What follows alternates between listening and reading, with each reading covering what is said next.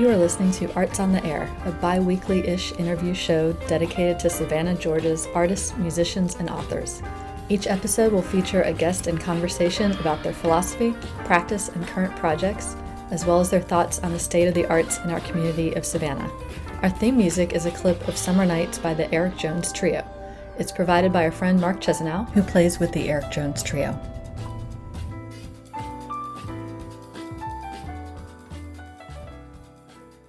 Hey everyone, welcome to Arts on the Air. This is Tamara Garvey, and I'm with musician Cyril Durant today. Welcome, Cyril. Thank you for having me.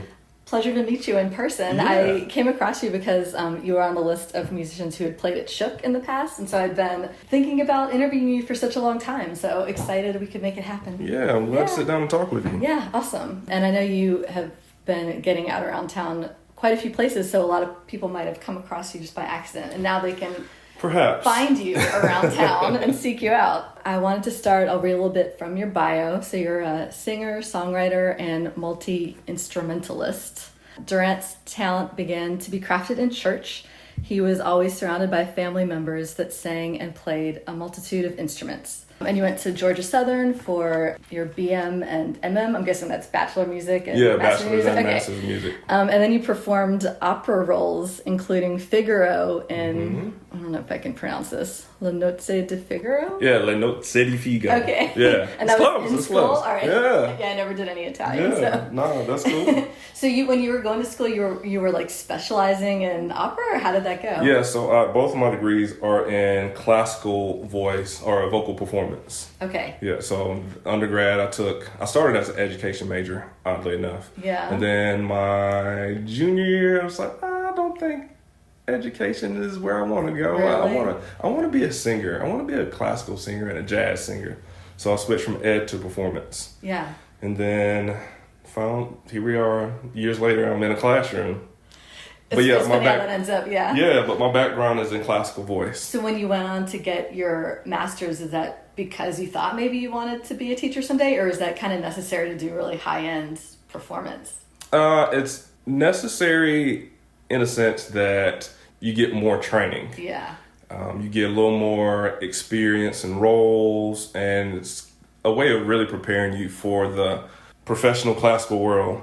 Did you have time in between your bachelor's and your master's, or did you go right there? Yeah, so I took about a semester, maybe a little more off, because I finished in the fall. I took the whole spring off, and it was a late fall start. So yeah, had a semester in between my undergraduate and my master's. But I was a super senior, so it took me 5.5 years. Happens. Well, you switched majors. So, yeah. And it did put me about a year behind because there were some overlapping courses that I needed to take that were only offered in the fall. Yeah. But I couldn't take them because I was now on the spring side, so I had to wait either a whole semester or a whole year. But so you didn't have a lot of time in between to try and get out there performing, and then we're like, I'm going back to grad school. No, I kind of just went right back in because I knew that at some point I wanted more training, but I also knew that I would like to, when I retire from current teaching, I would like to teach in college. Yeah, that's great. At least with having the master's. Did you sing in church when you were a little kid in public? Yeah. Did that start before college? So yeah, my background comes from church, and I did sing like in my church's youth choir, but oddly enough, I did more playing in church than I did singing. I started playing drums and piano in church. Okay. Did you just learn that in like elementary school band class? I had, high school. I taught myself to play piano by ear, but I was in marching band and, concert band in middle school and high school. And I had a pretty decent ear, and then I just got a keyboard one day and just kind of, because I could read music, so I just kind of started trying to figure it out. Yourself. Yeah. And that would have been before, like, YouTube was there. Yeah. All these tutorials. Yeah, none of that was around. Like, I found a book that showed me some chords here and there, and then on my keyboard it had this display that was, if you played a chord or a sequence of notes, it was like, it's this chord. I was like, oh, interesting. So if I combine these notes, it makes this. Were you from the era where you go to the music store and you get one of those like kind of floppy books that just has a lot of songs and you're just following the book? Okay. Yeah, you just follow along the book, especially if you know the song, then it's just like, oh, okay, I can kind of plunk some chords on the piano and play the song. Was piano, do you feel like you just naturally gravitated toward that? It was really easy to pick that up? Yes, in a sense that I kind of naturally gravitated towards it, and it's very linear. Like everything's in front of you, and it's once you break it down, it's only about 12 notes that repeat themselves. So you only learn a little bit, but you can do more because you got your different octaves. Are you from Savannah? No, I'm not. Okay. I'm a transplant. So how did you arrive here for college then? So I went to Georgia Southern in Statesboro. This is just a recent development that the Armstrong campus. Okay, not Armstrong. Yeah, not the Armstrong campus. It. But I moved here with my, at the time, girlfriend in 2012? 12 or 13. It's either 2012 or 2013. I remember it being around St. Patrick's Day though. Oh, that's exciting. Yeah, I think I moved the day after the St. Patrick's Day, festivities. You're like, I want that to be over. Yeah, we got to our apartment and there was still like beads hanging in trees. Yeah. I was like, all right. Were you downtown when you first moved here? Yeah. I used to live off of Duffy Street. Oh, that's really downtown. Yeah. So did you move here? You were excited. You were like, I'm going to start playing music around town. And is that what you were thinking? Oddly enough, no. I moved because I was working as a copy operator in Statesboro at the print shop on campus. And then we had talked about moving out of Statesboro. Yeah. Just because there's not a lot that you can do musically there. Yeah. It's very limited in places that you can play. Like you essentially have to go to either Florida, like Jacksonville or Savannah, or just get outside of the city limits to do more music. Yeah, that makes sense. So we had talked about Savannah, and my wife is also a Savannah transplant, but she had went to Savannah Arts Academy, so her family moved into town when she was in high school. Mm-hmm. So she had wanted to get back, and there was just more opportunity. And oddly enough, a job opportunity presented itself for me to go to work for Canon Business Solutions on Savannah State's campus. They have it's a Savannah State print shop, but it's operated through Canon. Okay. Or at the time it was. I don't know if it still is. Yeah. I don't work there anymore. So you were like you were kind of in this print shop industry as well. I'm working in the print shop Monday through Friday, and I'm in band practice Tuesday, Wednesday, Thursday, or Tuesday, Thursday, and gigging Friday, Saturday, or Friday, Saturday, Sunday. Yeah, really doing like the 3-4 night weekend warrior thing. Yeah, I'm so curious about this opera that you were in while you were still in school. Yeah. That's so fascinating. Were you like nervous to have solos? Do you get stage fright? How was that? So, it's like with a lot of things, you put the mask on. Like the fourth wall is there, you just don't break it. Like you become the character. So I'm always a little bit nervous, even now, like when I perform. I think it's good to be a little nervous to keep showing your toes. You just get really comfortable being nervous. And it doesn't last very long. You get through the first 15 minutes of the show. And it's like, okay, I got this. Do you think most even professional musicians and singers, are people usually a little bit nervous? Or I think it would be hard not to be. Even if you're like a 20, 30 year professional, I think at some degree you still ask yourself, it's like, do I have this? Can I do this?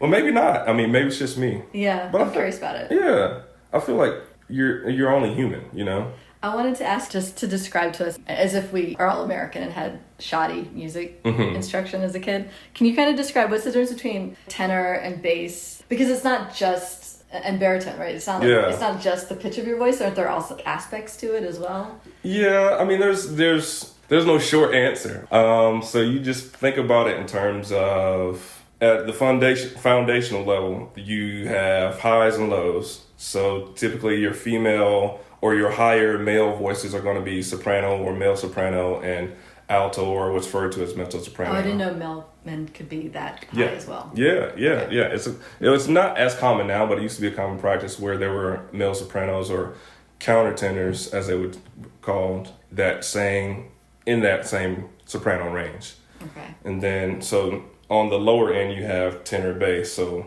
from bottom up would be bass, tenor, alto, soprano. Okay. As a baritone, you kind of fall in the middle of being like a bass and a tenor. So you don't sing quite as high as a tenor, but you can kind of sing low, but not as low as a bass. Okay. What are you? I'm a baritone. If you were doing operas in general, are there more roles for certain categories? Yeah, I don't know that there are more roles if you're a bass or baritone. You're just cast in your specific voice type. Yeah. I mean, there are certain roles that you can do if you are a bass or if you are a baritone, but if you have the notes to sing the role, then they cast you in the role. Okay. But so it's kind of like being in the best of both worlds, where you can audition for those lower end, lower voice type things. Yeah. But also you kind of have your own spot. But it gets a little complicated because you're getting like different types of baritone. What kind of baritone are you? Yeah. There's all these subcategories. There's all these subcategories. Okay. Yeah. I read on your site that in 2012 you went to Fayetteville, Arkansas to perform in the Opera Fayetteville, and this was so interesting. It was for the Opera of Little Women, which I didn't know existed, and you played Friedrich Bhaer. Yeah, I was Professor Bhaer. Yeah, I didn't know there was a musical or an opera version of Little Women. Yeah, that is fascinating. At that time, it had either just come out or only been around like a few years. Like it had just been written. Yeah, Okay. So it wasn't that particular. It was premiere for that opera company, but the show had already been out for a few years. Okay.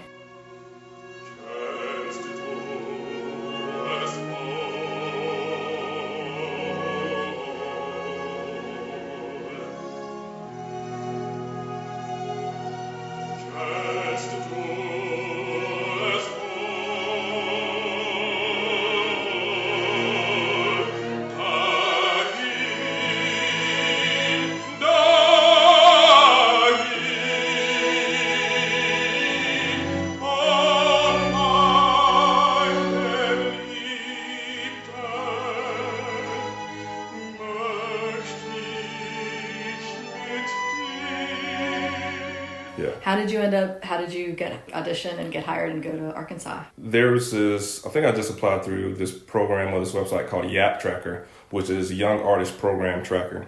It's basically this hub that all these companies or programs that are either doing shows or outreach things or other additional training things for younger singers can apply to.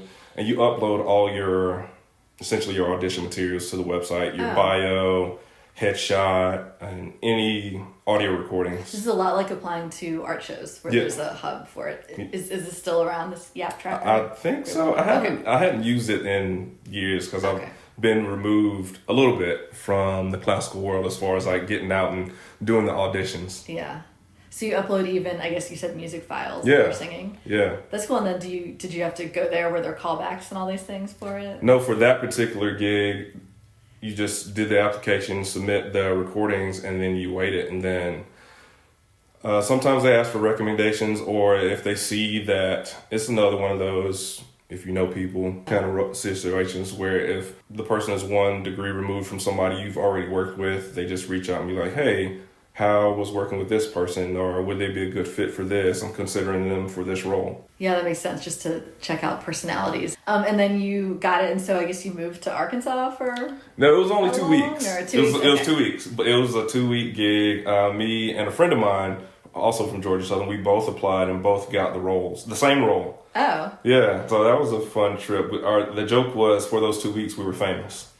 So what does that mean? You were alternating nights or whatever? Yeah, so I think he had a few, like 3 or 4 nights, and I had about 3 or 4 nights. That's very cool. So the first week was really dedicated to like rehearsals and blocking, and then you do 2 or 3 things throughout the day, and you have sometimes your evenings free to go explore Fayetteville. So it's just 1 week that you guys all work together to get this down? Really? Yeah. That seems very fast. Well, it's one of those situations to where like you're not learning anything. The expectation is you show up and you're essentially memorized. Yeah. Like you know the music. So in your role, do you speak at all, or is literally everything you do is singing? Everything was singing. Okay. Yeah. How did it go for you? It was cool. Like it went really well. Yeah. It was probably one of my favorite roles to play.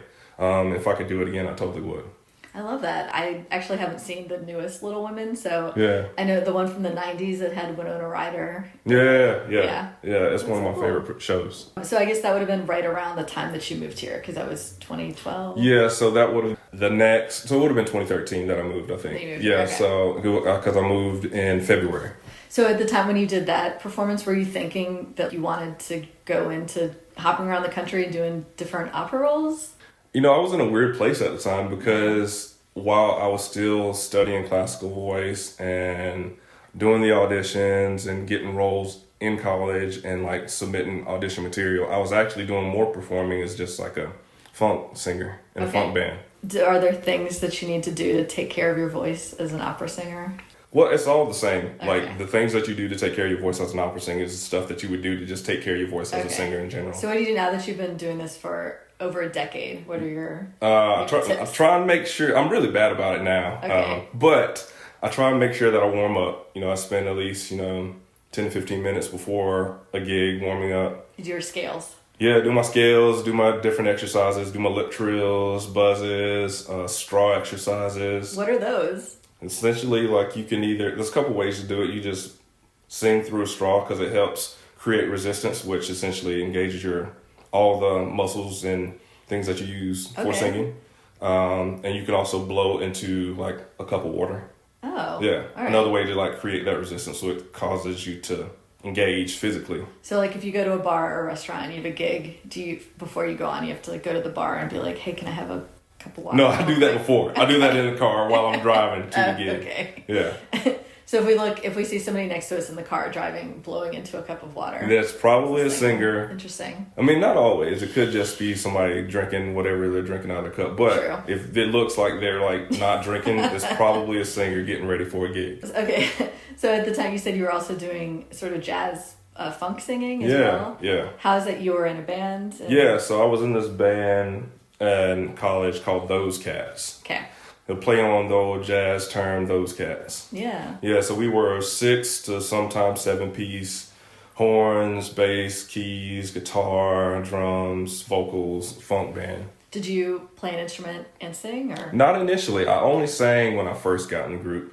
But then as things progressed, I started playing piano with the group. And were you guys doing originals or covers? A mix. Okay. Yeah, so a lot of the material we did was heavy, in the early phase was heavy on covers. There's different funk covers or arrangements that we had created ourselves of songs that were not so straight ahead funk, but we funked them up. Yeah. All right, so now we'll drop in a snippet from your funk era. Yeah.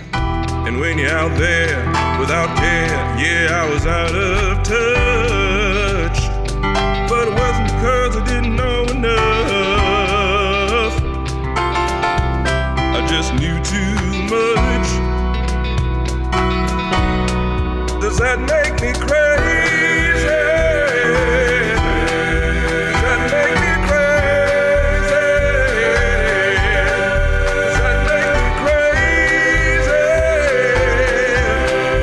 Possibly.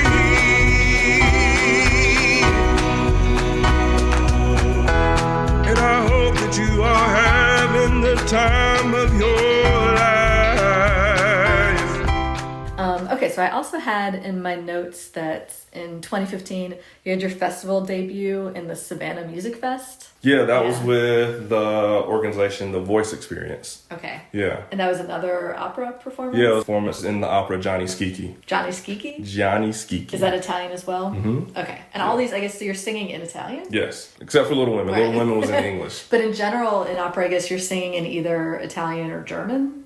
It depends, because some of them are in French. Are you good at languages in general? Are you into foreign languages? So I had to study foreign languages. Not necessarily like I had to learn the language, but I had to learn how to read and pronounce the words. Yeah. Like we had classes dedicated specifically to learning what the written words sounded like phonetically. So even though like I can read a French poem or a French document, I couldn't tell you what it translated to. Right. There are some words that I can, I know this word means this.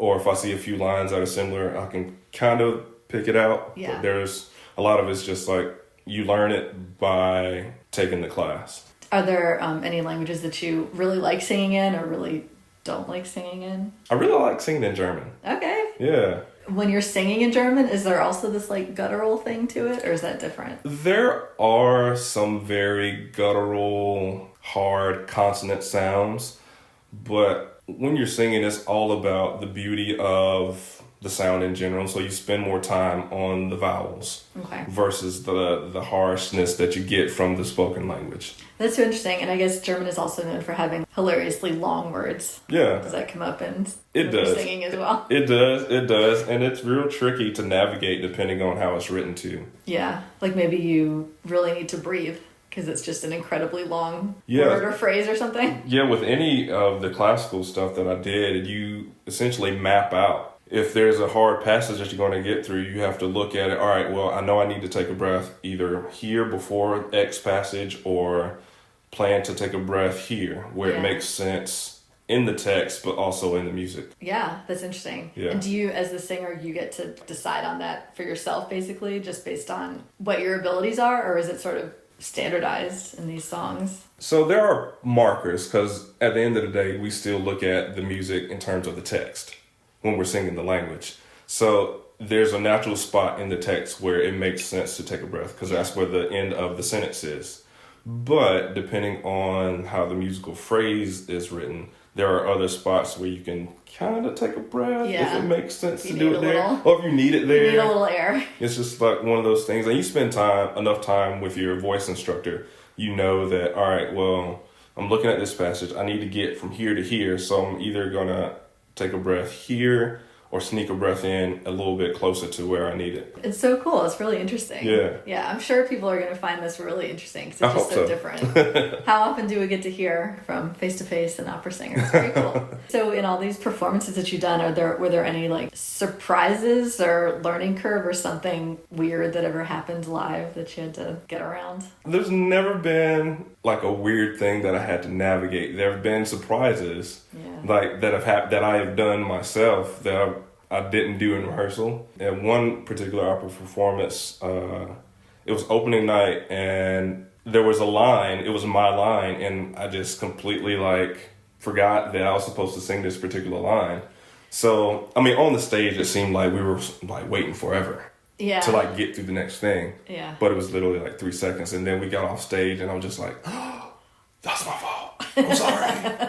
But we just, you just roll with it. Yeah. That's the classic thing I was thinking of, that there's always going to be something. Like opening night, we're in the scene and we're like in it, like we're like killing this scene, and then we get to this part where it's my line and I'm looking, I was like, something's supposed to be happening here. So is the music playing and nobody's singing? No, so it was a what's called recitative. It's basically when it's having a conversation, but you're singing the conversation. Okay. So there is an accompaniment, but the accompaniment is essentially just a chord or the orchestra just holding the chord. Okay. So nothing is moving while this is happening musically. The conductor's looking at us and like we're looking at each other in like character, like trying to figure out what's going on. Yeah. And then we just like snap right through it and then we're back into it. And you're suddenly like, oh shit, that's me. Yeah. Okay. After we got off stage, I was just like, oh, that's my fault. I'm so sorry. That's so funny. It's like, So only once that's ever happened. That's pretty good. Not once. That's just the one time that sticks out because it was like that moment in that particular show. For the opening night, you said? For opening night. Yeah. That's hard. Yeah, it's just like, oh, you had one job. Yeah. And it was one of those, like, I've literally sang it hundreds of times before that, like, practicing it myself, doing the rehearsals with the ensemble, the orchestra rehearsals, and it's just like... Always perfect. Yeah. It's like, I've never forgotten this line until opening night. Of course. Yeah. So the band that you were in, Those Cats, how many years did that go on? Oh, wow. So for about 2012... I was in the group because there was a different singer before me, but I was in the group from 2012 to about officially 2016, 17. Okay. Yeah. So you'd moved to Savannah. So the whole band lived here, or that's where it gets a little squirrely. Oh, okay. So at the time when I moved, say 2013. My guitar player at the time also moved to Savannah shortly after that. So me and the guitar player went to Savannah, and then the rest of the bandmates were still living in Statesboro. Yeah. Or working in Statesboro, or going to school in Statesboro in some fashion. And then there was a time over the course of the years where some of us were in Savannah, some of us were in Statesboro, some of us were in Atlanta. Yeah, and you have to negotiate not just like getting together for gigs, but rehearsals. Yeah. So yeah. So we found a way to make it work. Okay. Because at that point, when it got to be to where we were just the two cities, Savannah and Statesboro, I was in the teaching gig, so I had a space that we could rehearse. So we would do a night in Savannah, a night in Statesboro. Okay. That's the teaching gig that you're in still? That's the teaching gig that I'm in now. Benedict, how do I pronounce it? Benedictine. Or depending on who you ask. I say Benedictine. Other people say Benedictine. Oh, so we'll talk about that. So a number of years you were in this band. How much traveling around and live performing did you guys do? Were you kind of on tour? Like that was a big aspect of it? So we never did, the 2, 3, or 4 or month-to-month long tour. We would do, 3, 4 nights. Yeah. And we were regional. We would play a show in North Carolina. We would go Atlanta, Athens. We would go down to Florida. Yeah, that's pretty far. You guys drive around. Yeah. And it would be one of those, we have rehearsal on Wednesday. We're in North Carolina on Thursday. Back home, go to work. Yeah. We have a gig Thursday night. Go to work on Friday. Gig Friday night, Saturday night, and drive home on Sunday. Or gig Friday night, Saturday night, Sunday. Drive home Sunday night. That's a big schedule. Yes. How who like organizes all the gigs? Do you have a manager or one of you who just is really outgoing and does all this? So initially it was our drummer who was essentially our band leader. He did all the marketing, all the social media marketing. He did most of the booking, if not all of the booking at certain points. And then once I got a few more connections, I would help out and supplement like some booking whenever I could. Yeah. But he did a lot of it. That's good. Yeah, and then we linked up with a talent buyer who helped like facilitate some more of the booking, some bigger gigs. Yeah. You got to that level where you could like outsource all this. Yeah, and it made it a lot easier on all the parties. Do you usually, when you were playing, is it like you're promised a certain amount of money and then you also get a percentage of the door? How does it work? It depends. There was always a guarantee to some degree, depending on certain places that we played. Just because at that point we'd played there enough, we had a reputation. So you'd have a guarantee at some places, or a guarantee plus percentage. Yeah. Or they would do a cover or donations at the door. Oh, okay. Or it was a percentage of the bar sales and donations at the door. Or percentage of the bar and cover charge. It's different, I guess, like thinking of this now, because you said it was this big, sometimes it was 6 or 7 people. Yes. So that versus like if you're in a band and it's 3 of you, it's like you're dividing up the money amongst a lot of people. Yes. It's the whole thing. I kind of just thought of this. The same $400 that you would make with a 3 or 4 person group. And I did that too. I had a 4-piece that I played with before the funk band, which was like a jazz fusion funk band. Yeah. Called Next Level Ensemble. And then there was some overlap, and then we parted ways, and then I was doing those cats full time. But yeah, there were gigs that were $400, $100 a person, or $400 you split that 6 ways. Yeah. Or 7. That's hard. Yes. So were you teaching full time and then also doing like this touring schedule that you just mentioned? Initially, I was still working at the print shop when things started really to pick up. I guess that would be a lot easier to for that kind of job. Yeah. Schedule wise, to be doing this heavy touring schedule as well. Yeah, because it was very predictable. I'm working 8 to 5, and then Thursday, Friday. At the time before I moved from Savannah, I was still in Statesboro. We were all still practicing and living in Statesboro, so we were always together. Yeah. So between the print shop and then like all these gigs you were doing, you were making your living doing that. Yeah. Yeah. Yeah. And then at some point, it seems like you transitioned into doing a lot of solo performing. Yeah, so that probably started, say, 2014, 15, somewhere in there. Okay, so this is a long time now that you've been doing solo shows like in Savannah and elsewhere. Yeah, yeah. But it took a while to like really get some roots planted in Savannah. It's because at the time I was still the new guy on the scene. Like I had friends here that were musicians that I had met through playing with those cats. Yeah. But it was still hard to get in the scene because I didn't know anybody outside of those 4 or 5 guys. Where were you those early days when you were doing solo, like 2014? Do you remember what type of places you were playing in? One of the main gigs that I had in Savannah was at the Bohemian.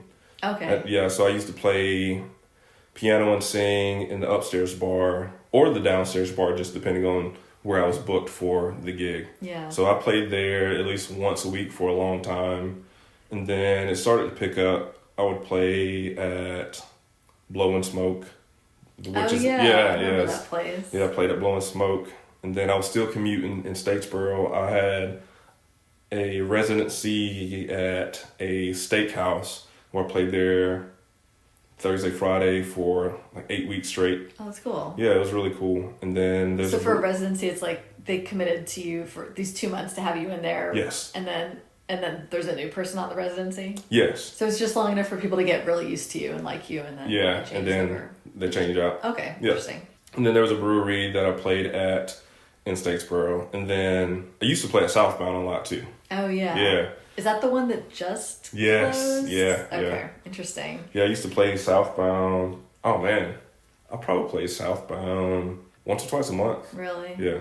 When you were playing at the Bohemian and these other places, were you playing keyboard? Yeah, so for the first few gigs, or just really starting out, I was your piano man. Okay. Playing at the bar and singing songs. Hauling your keyboard around. Hauling my keyboard around, except at the mansion, because I got to play the piano there, which was a lot better. Yeah. Yeah, whole rig, keyboard, sound system, and everything.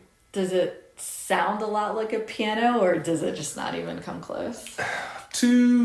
So that particular keyboard had a really great piano sound, but to like the untrained ear, and I don't like the term untrained, but to somebody who's not playing piano or not like musically invested in something on a regular basis, sounds just like another piano. Okay. Or the keyboard sound itself, like it produces that piano sound. It's like, oh, it's close enough. Do you enjoy the songwriting aspect of everything? How much does that figure into your your creative life? So yes, I do enjoy it. It's been hard. Yeah. After not playing with those cats for a while, because you play with bands so much, or with one band so much, like it kind of becomes your identity. Like that's who you are. And it's like for the longest time, it's like, oh, you're the guy from those cats. Yeah. It's like, yep, that's me. But we're not playing anymore. We're not broken up, but we're not together. It's really we're on a hiatus. Are you? Indefinite hiatus. Okay, so still even now, we still say indefinite hiatus. So with them, you were writing songs together.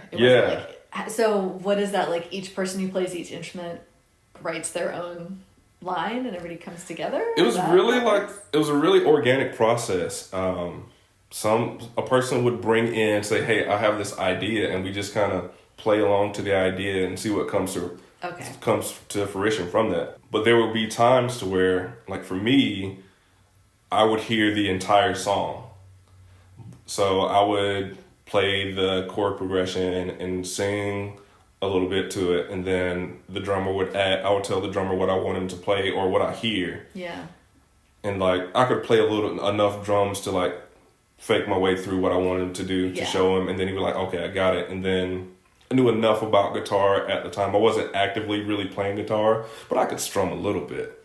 So I could like either hack through a guitar part, and then when it came to like the horns, I would either play it on piano and like record it that way and send it to them, or I would sing it to the horn player. Oh, okay. And he would like write it out. Figure out. Yeah. So for you personally, when it was the songs that you were writing, you would have come to them already conceptualizing this entire thing that you'd hear? There were a few that like I would bring the idea. I was like, hey, this is the song. Like, this is how this goes in my head.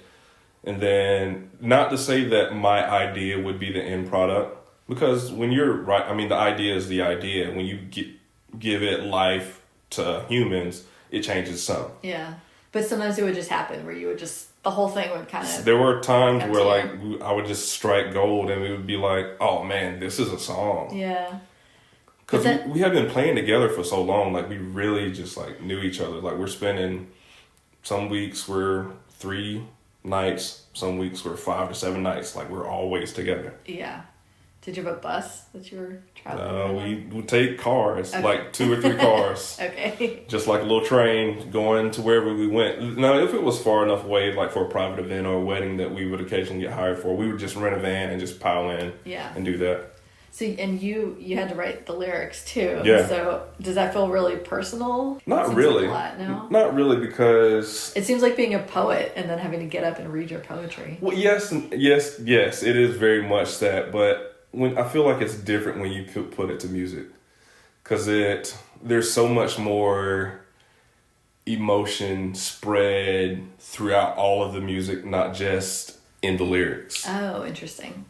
Everybody shares a little bit of the love. So it's like you're kind of sharing the vulnerability. Yeah, I guess. yeah. That's interesting. Like you don't just hear in the singing of the song or in the listening of the song, you don't just hear what the singer is singing. You hear the whole product. Yeah, that makes sense. And that's kind of how we operated. Like it wasn't just, oh, Cyril's the singer, so he writes the lyrics. There are songs that the drummer wrote as well, and he was very super talented, incredible lyricist. Yeah. Yeah. Well, he sounds like he had a lot of work to do since he was also doing audio, social media and booking the gigs. And... Yeah, it was kind of his brainchild though, and he kind of thrived on it. Like it was his thing. Yeah. Yeah. Can we still access any of these albums that you guys did? Yes, Can people buy them? they still exist. They're on Apple Music. You can stream them on Spotify or YouTube Music. Okay. Yeah, they're still out there. We have 2 albums, 9 tracks each on streaming platforms, and then there are 1, 2, maybe 3 EPs that aren't out there, but they aren't on streaming websites, but they're still available to download, I think. Oh, okay. Yeah. Well, hopefully everybody will buy these things and become extremely rich. Yeah, that'd be great. That's always the dream. How do you feel about these platforms that are out now that you put your music out on, like Apple Music and Spotify? And how do you feel about that? Is it a good model for artists, or not really? Did you guys used to produce actual CDs and sell them? Yeah, so for us, we were still I won't say old school, but we were still selling CDs out of a suitcase. Yeah, so how do you feel about the difference between I guess either having to produce these CDs and pay for that, but maybe you get more money from them versus this online music thing? I mean, you make a fraction of a penny per stream. Yeah. So unless you're doing millions of streams, you're not making any money when it comes to the streaming sites. But if you take that same song and you sell 1 million CDs for $1, I mean, that's a crazy number. But even if you sell 100 CDs for 100 single CDs for $1, you just made $100. Yeah. Versus waiting for 100 streams to make less than a penny or less than $1. I guess so. In the era when you guys started, and it was 2014-ish, I guess that would have been the CD era. So when you guys were driving around and doing gigs, you were selling CDs or maybe T-shirts or merchandise. Okay, so you maybe were making more money back then because it was the CDs than now. Yeah, we were definitely making more money at the time as far as content, making more money from CDs, T-shirts, stickers, just merchandise and lighters. Yeah, wow. Just all those little things add up a lot faster and produce that revenue faster. Because people wanted something to say, hey, I was at that Those Cat show. Yeah.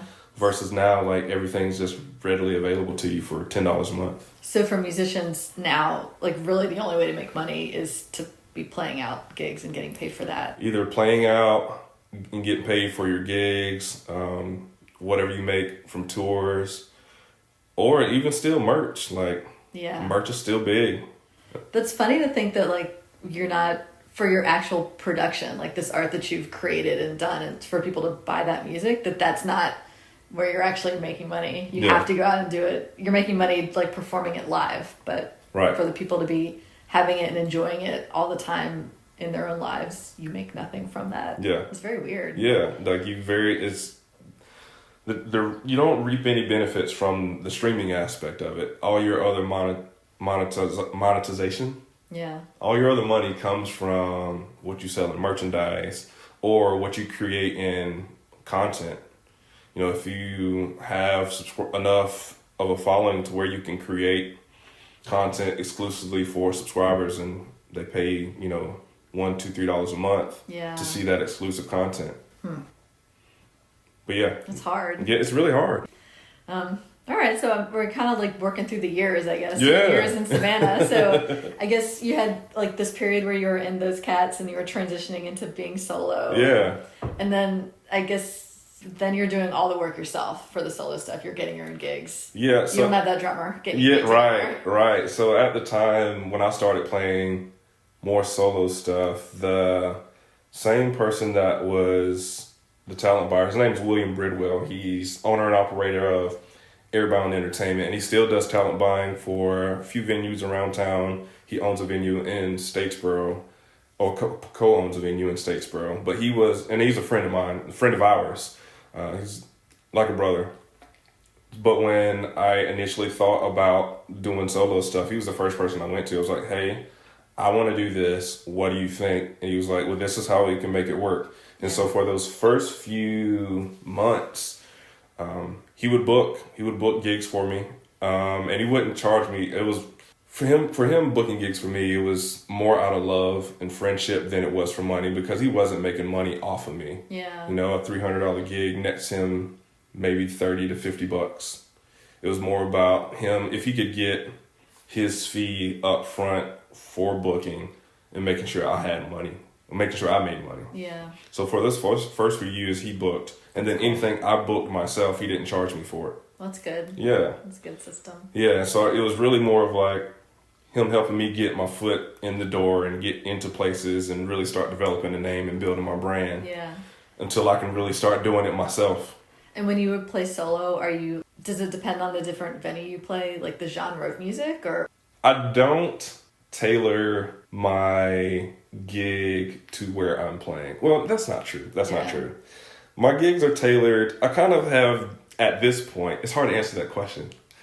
At this point, I've developed like my style and my sound enough to where like I know what I'm going to do going into the gig. The only variable now is if I'm playing piano or guitar. Okay. So I may change the instrument, but not necessarily what I'm going to play. And that might be tailored to like how fancy or informal the place is. Right, correct. Okay. So at some point, you mentioned at some point you learned acoustic guitar. Yes. So I took a guitar class in undergrad for a semester, and I learned a good bit, but I never really kept up with it. I had a guitar, I'll pick it up and strum a few chords, try and play a few songs, and I'll put it down. And then there were songs that I was starting to write in those cats where I wanted to hear the guitar part. Yeah. So I was starting to force myself to actually play more. And then I got the teaching gig about the gig that explains the guitar aspect. It's a modern band program. So like really think School of Rock. Okay. Yeah, so I'm the real life Jack Black. Okay. Or Dewey Cox, I think his character is in the movie. So it's a modern band program. So I felt like if I'm going to be in this position teaching these kids these instruments, especially guitar, I should probably be a lot better than I am. And I wasn't bad, like by any stretch, but I just wasn't as comfortable in front of people playing guitar as I felt like I needed to be. Okay. To be in a position to instruct students to do the thing that I was going to be doing. So you really, you took it on yourself to become better at guitar for your teaching gig, and then that transitioned into you using it so much in your music. Yes, because now it's very rare that unless you've known me before, like if you know me playing with those cats or just playing with bands around town in general, you know that I'm a piano player, like I'm a keys player. Yeah. But if you've only seen me solo, chances are you think I'm a guitar player first. Okay. It's not true. So nowadays, if you're playing like at Shook or at like a brewery type of thing, it's probably going to be guitar. Yes. Yeah. Yes. Now, but if you saw me, when I was first getting started playing at the Southbound or the Bohemian, you knew that I was a piano player. Interesting. Yeah. All right. I had down that you did your first solo recording called "Love Is a Drug" in 2021. Wow. Yeah. And it was a jazz/pop album. I think I got this from your website. Yeah. So it was very much. It's a pop song, but it's very much influenced by like elements of jazz and funk. Okay. Yeah. How did the recording process go? Where did you do that?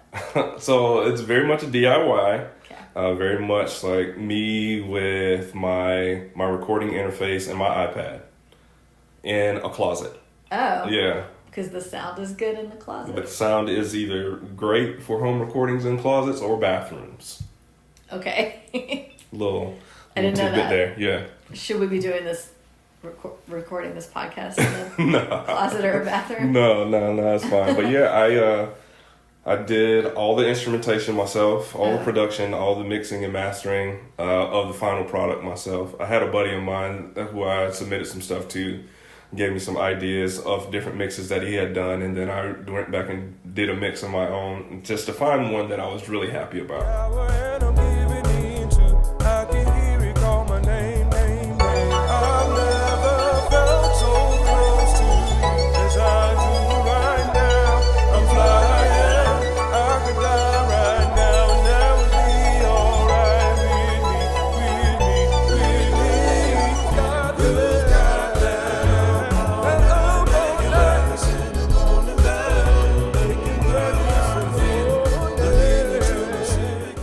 When you say mixing, you mean like the different levels of each instrument? Yeah, the different levels of each instrument, which ones are more prominent or less prominent, and then how you hear it coming through the speakers.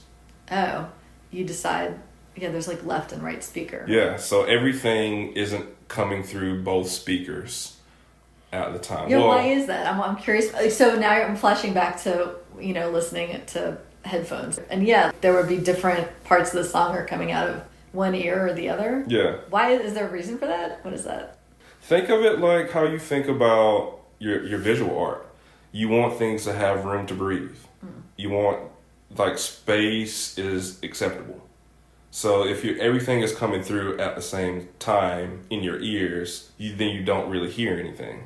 Just like if you put all of your colors in one spot, you don't see anything. Interesting. I like that. Yeah. So that's essentially why you get there are things that are center, and everybody's mixed. Now, I'm still learning and teaching myself and studying up on courses on doing it myself because it's a learning curve. That's the newest learning curve, like doing my own mixing and mastering. Yeah. But there are things that are center, and then there are things that you just, pan either left or right, or a little left or a little right. Yeah. Just to create that balance of sound. That's so interesting. Yeah. Is the whole thing basically recreating you're sitting in a concert hall and things are just coming from different Yeah, that's a great areas? way to think about it. Like you superimpose this experience of being in the music, but That's you're pretty inside your car or you're in your ears with your earbuds or your headphones. I never really thought about that. I always just wondered when you're listening and like you said, some things you're here with both ears and then some things are just one ear or the other, and I always just thought, wow, that's weird. I don't know why that is. Yeah, that's it. Okay, cool. At least that's my answer. Like that's the only thing I know of. Yeah. How long have you been teaching now? This is year 11. I'm in year 11, so 10 years fully, but I'm in my 11th year. And it's called Modern Band, what you teach? Yeah, it's a modern band program. So I have 4 guitar classes, a piano class, and an ensemble class as well. And I coach the school drum line.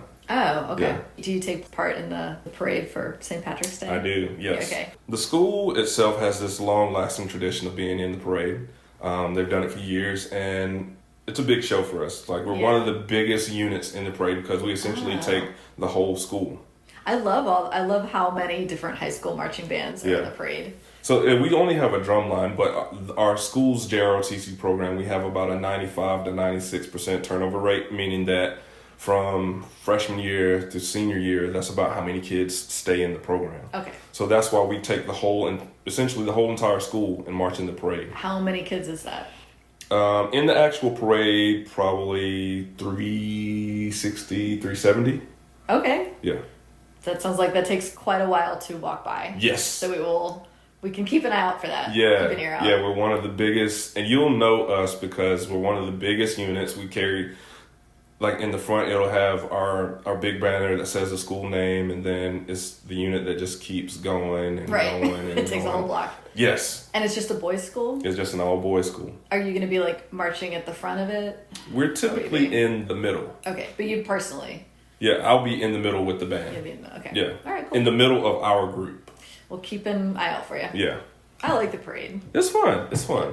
It used to be more fun when I didn't have to march. Yeah. Because now it's just like, it's a work day. And I'm like, all right. It must be exhausting to be both marching and playing music. Yeah. I mean, wow. Yeah, it's a lot. I mean, I don't have to do any of the playing, but I have to be alongside the boys when they are playing. Yeah. And then for them, their day starts whenever they get up and get to Forsyth by the 8 or 9, or maybe to 8 o'clock call time. For us, the day starts anywhere between 5 and 7. Oh my God. Yeah. In the middle of the night? Yes, a.m. Ugh. Yeah. You're out there? We usually get there between 5 and 7 to like mark our spots so we can get our parking spots at Forsyth, and so we have our gear set up. Yeah, true. And then we eat breakfast and then just wait for the boys to start rolling in, and then we form up because we have to make sure everybody has their proper uniform attire on. Yeah. Everybody's wearing black socks, has ties. Is that very important? Oh yes, you cannot. It's one of the. It's a uniform requirement. Okay. Yes, I know it's small, but like, imagine wearing a military uniform and you see this one kid who's got on white socks. I mean, I would think you could just come armed with like a bunch of black Sharpies and like color these socks black really fast if you have to. Or they could just wear their black socks. Yeah. Can you drink during this, or are you? I cannot. Working? All right. Bummer. Yeah, it's a work day. Yeah, it's a true work day. Like, I'm on the clock. Yeah, you're the soberest one in the parade. We are definitely the soberest ones. At least the adults in the formation. Well, the kids too, obviously, but the adults we are probably the most sober ones throughout the day. Interesting. You're in charge. Yes. I wanted to ask you, this is funny, on your Instagram, we talked a little bit before about like just being nervous about performing and stuff. Yeah. And you have this what is it called in the featured like stories, the pinned stories or whatever? Shy guy. Yeah, you have a category of shy guy that looks like selfies that you take of yourself at the bar when you're like, in between gigs. Yeah, in between. And you're like, I'm sitting here by myself, nervous. Yeah, so it's like your persona, as if you're like in high school and you're like, I don't want to sit with anybody. I'm sitting by myself at lunch. Yes. So you're in between sets. And you're usually in between sets, I'm either at the corner of the bar, having a cocktail, or I've found the most secluded spot in the bar and I'm just sitting away from people. Yeah. Because sometimes, like, people are scary. So, I was going to ask you about this. So, it's in between sets. So, people have already seen you perform a little bit. Yeah. And then you take a break and you're like, I'll be back in 10 minutes. And then you go get a drink. I would imagine that people either are like wanting to rush up to you and wanting to chat and be like, that was so great. I love your music. Or they're a little intimidated and they're like, he probably needs a minute. I'm going to leave him alone. Yes. Right? That people react one of those ways. Yeah, it's a mix of both. Some people are dying to just tell you, hey, man, I love what you do. I mean, I appreciate that. Yeah. I do. Like, the fact that, because when you're, I mean, I'm sure to some degree it's the same thing with art, your visual art. It's just like, you're doing it for you, but at the same time, you have this musical expression or this visual expression that you want to share with the world. Like, it's your gift you've been given this gift and you want to continue to give the gift. Yeah, just to know that somebody else is connected. Yeah, that you're connecting with people. Who doesn't like a compliment. Yeah, for sure. But also, like, I only have 15 minutes. Yeah. And I have to sing for at least 2 more hours. So do you kind of want to be alone just because you want to, like, you're a little tired, you want to rest your voice a little bit and not have to talk? And it's usually after I've already been teaching. Oh. So I've been already talking for, 8 hours. Not 8 hours straight, because who wants to do that? Yeah, so are a lot of your gigs on weeknights, so you will have taught during the day? They are, more of them are on weeknights now, on purpose, so I can have a weekend. Okay. Yeah. And lately, so I should say, on your Instagram, you're really good about saying where you're performing. Lately, it looks like you do a lot of Bar Julien, Toasted Barrel, the Alida. Mm-hmm. So it's a lot of like fancy rooftop bar type things. Yeah, rooftop bars or hotel restaurant bars, those places. Yeah. Are there regulars where we can count on that certain nights of the week year round, or do we just need to? The best bet. Need to stalk you on Instagram. Yeah, stalk me on Instagram and Facebook, because I will. My goal is to get better about updating my calendar on my website. Yeah. But it just doesn't always happen, But I do either the day of or the day before. I'm playing at X place from 6 to 9 or 5:30 to 8:30. I was curious. So at this point, you must have this repertoire of hundreds or 1,000 songs that you can do. Do you just each day you decide like, oh, these are the ones I want to do tonight, and then the next day these are the ones I want to do tonight? Yeah. So I have a list of songs. Well, there is a catalog of songs that I have, and I have several lists of songs that work, but I've settled into this list of probably 60 songs that work really well. And if I get tired of them, or they're not getting the expression across that I want, the way I want them, then I'll learn, 3 to 5 new songs to just freshen up the set. Okay. Yeah. And the kind of fancy rooftop bars, are you doing keyboard or are you doing guitar? Mostly guitar, just because usually because of the ease of the setup and breakdown. Yeah. It's less gear to load with the keyboard. Although I do have now a keyboard that is easier to set up, but there's still all the gear that comes with playing the keyboard. Oh, okay. The stool, the extra stand. Interesting. The keyboard itself. Just to switch gears a little bit, I guess since you've been teaching for so long, have you had students graduate who then you end up seeing them perform out around town? So I haven't seen a lot of them perform around town. There are students who have graduated and started bands in college. Yeah. I probably have right now, probably within the past few years of students graduating, there are probably about 10 that I can think of offhand who are either actively playing in bands at their colleges. So they've met some guys that have like a fraternity band, and they're like in the band playing guitar or drum set, or 1 or 2 guys that are freelance producers and music engineers. Oh, okay. Yeah. That's cool. Yeah, it's really neat. It's really weird too, because there was a festival in Statesboro that in its infancy I played at, and then I had a student graduate, and then the next year or 2 years later, that student was playing the same festival that I had played at. Wow, that's fast. Yeah, it was really weird, but like really cool to see. It was one of those like the proud dad moment. Yeah. Attaboy. I did good. You do have, so in the, when you click the link from your Instagram and it goes to is it SoundCloud? Is that the name? Yes. Okay. So there's it goes to this page and immediately the video that plays is you covering Creep by Radiohead. And I loved it. I was laughing so hard. So good. Because it's not what you expect. It's a trilly kind of pop melodic, super mellow cover of it. It's very sweet. How did you come up with writing that? It's such a interesting arrangement. So that song is easily one of my favorite, if not my favorite Radiohead song. Yeah. Just the idea of being a musician and also having imposter syndrome. Not really fitting into where you are. Because sometimes, I'm playing these high-end rooftop bars, I'm like, man, I don't belong here. This isn't my scene. And Tom York would definitely be shy guy. Yeah, that's what I'm saying. But, so I stumbled, it was one of those things where I had covered Creep with a band who was playing it in a way that I really liked. And I was like, all right, well, I want to play this song solo. How do I do that? So I just started essentially just messing around with the chord progression until I found a jazzy way to play it. Yeah. Initially on piano when I was covering it, and then I have a way that I play it now live on guitar.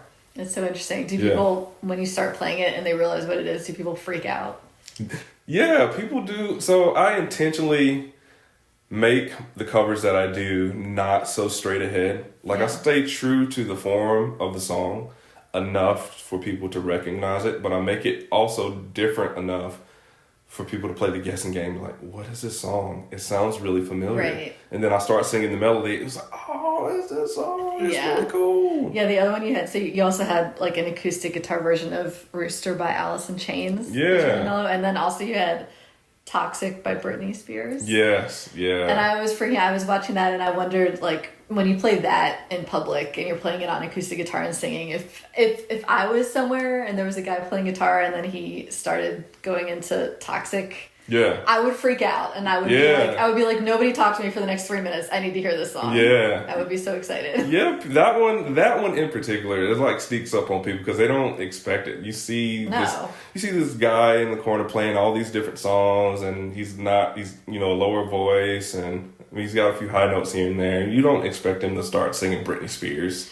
Yeah, I mean, and that's a great song. And then there's like the whole falsetto section of it that was hilarious. And then people are like, oh, that's I like that. I like what you're doing there. Yeah, it's great. Do you feel me now?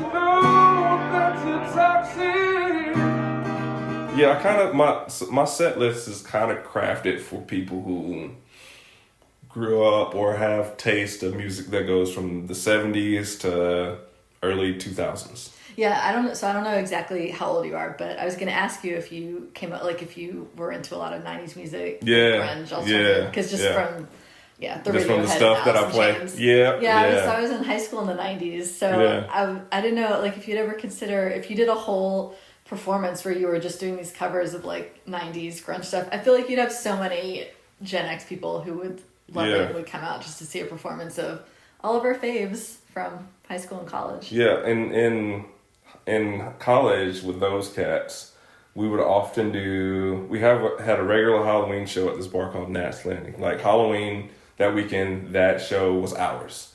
We would always do a themed set, so 7 to 10 songs of a person or of a band. Yeah. We did Michael Jackson one year where we all dressed as various versions of MJ. We did Outkast or Outcats. Oh, nice. One year. And then we also did like a 90s grunge like era where we did Alice in Chains, we did Nirvana, we played Pearl Jam. We played a lot of stuff. Yeah, I would love that. Yeah. That would go over so well. Yeah, we actually have a cover of Rooster and a cover of Heart Shaped Box. Oh. Yes. Good one. Yeah. When I was in high school, I had a friend who had a really quirky father, and he would play piano a lot, and you'd go over to her house just to hang out, and he'd be in the background just working on Smells Like Teen Spirit. Yeah. It was really cool. Yeah. Yeah, but some of those songs, like, you will hear me play it on guitar and play it and sing it on guitar one way, and then I'll play the same exact song on piano, and it sounds completely different. Yeah, it's amazing. It's so classy sounding on the piano. Yeah, it takes a while to realize you're like, oh my God. He's playing 90s rock and roll on piano. Yeah. And it doesn't sound like elevator music. I think, you could have a whole theme night of that. I'll get a bit to come. Yeah. And then the funny thing is all the Gen Zers are really into the 90s now. Anyway, yeah, it's cool. They'll come in an ironic way. Yeah, it's really weird teaching guitar, and like some of the songs that the boys play, I'm just like, first of all, this song is older than you. Why do you know this song? Yeah. I'm not mad about it, but I'm just confused. Do they have cool parents that show them? A lot of them have really cool parents. Yeah. A lot of them have really cool parents that have really great taste in music. Okay. So that's how. Yeah. That's how. And then like a lot of the stuff is circulating on TikTok. And it's just like, oh, okay, you don't actually know this song. You came across this meme video of somebody doing a cover of this song on TikTok. So now it's a cool thing. You don't I guess whatever it takes. Yeah, and look, if they're playing good music, they're playing good music. To get that Britney back out. Yeah, people. Yeah. Cool. Well, it's been really fun talking to you about all this. Yeah, I'm enjoying such a long history in Savannah and teaching. It's weird to think about, how long I've actually been doing when music. you really sit down and think that it's over 10 years. Yeah, longer than that. Both the teaching and the performing. Yeah. Well, are there any final notes you want to leave? That was a pun. Any final notes you want to leave with us about what's to come for the new year? New music, new original music in 2025. That's my goal. still figuring out who I am and what my sound is going to be as like a solo artist. I mean, there are things that I am true to as far as covers, but what that original music sounds like.